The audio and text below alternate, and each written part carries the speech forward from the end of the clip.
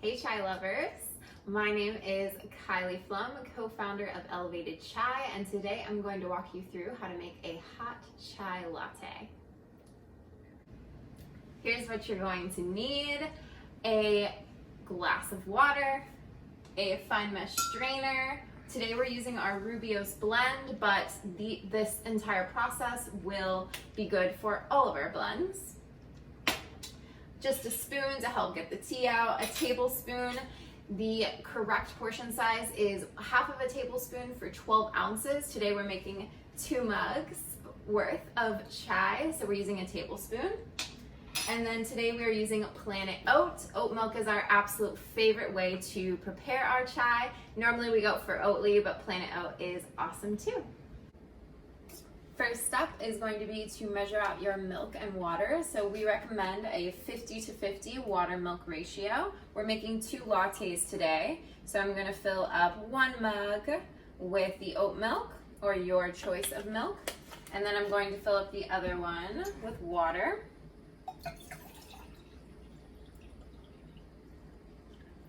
From here, I'm just going to add it right into the pot.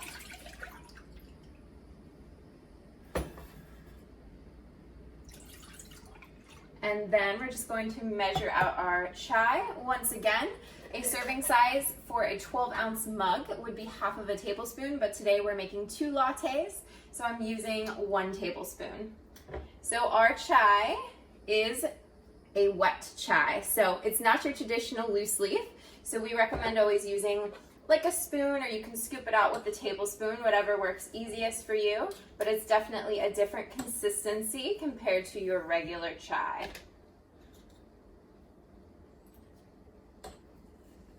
So just fill this up to you on, once again, how much you want to use, depending on how spicy you like your chai. This is just what we recommend. So then you're just going to add it in. And then to make sure that all of the flavors of the chai are extracted throughout the milk, we recommend making sure all of the chai is broken up and blended well throughout the milk and water mixture.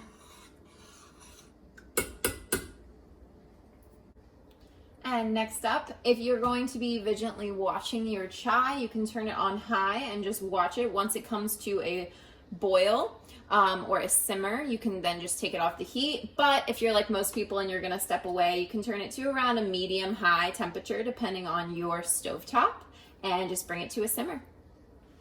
And then a best time to do a dance is while your chai is steeping. So I'm gonna invite in our other co-founder, Steven, my love, my fiance, to do a little boogie with me. Oh yeah.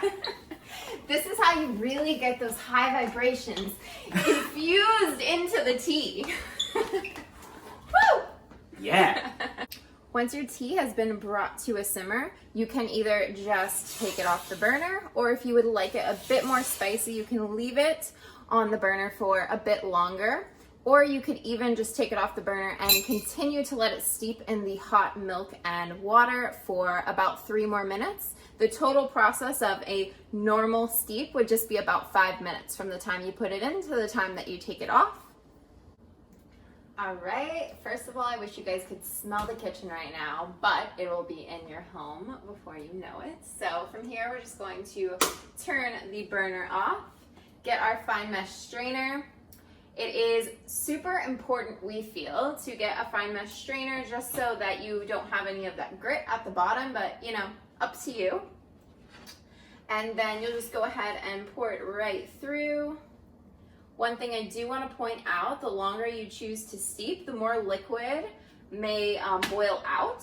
So you can always just add more milk or more water to the finished product, so it will be all the way filled up.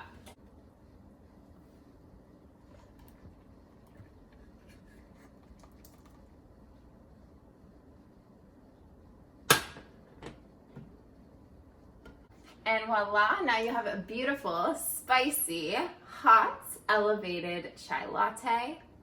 And it's pretty hot, but I'm gonna try to take a little sip for you guys. Delicious. And for those of you who like a frothier latte, this is a great alternative. We got this French press for like $8 and it makes a super frothy chai. So all you do is you pour the chai in with the milk and then you just start pumping. You can see that it's already getting frothier. The more milk, the frothier it will be. And the more you pump, the frothier it'll be. Awesome. And then just to show you guys how much added froth it added, look at that. Beautiful, and we didn't have to spend $6 on it. We just started doing this method recently and it makes all the difference because you can do this with your, I clearly didn't pour this evenly, by the way. I'm getting more than Steven will be getting today. But yeah, just like that. And you can do that with literally everything, including your coffee. And if you take the lid off, there's more foam under there too. Yeah, there's even more foam down here. And you can just scoop that on top. So yeah, it's just a beautiful little bonus tip that we wanted to add that will make your chai lattes even better.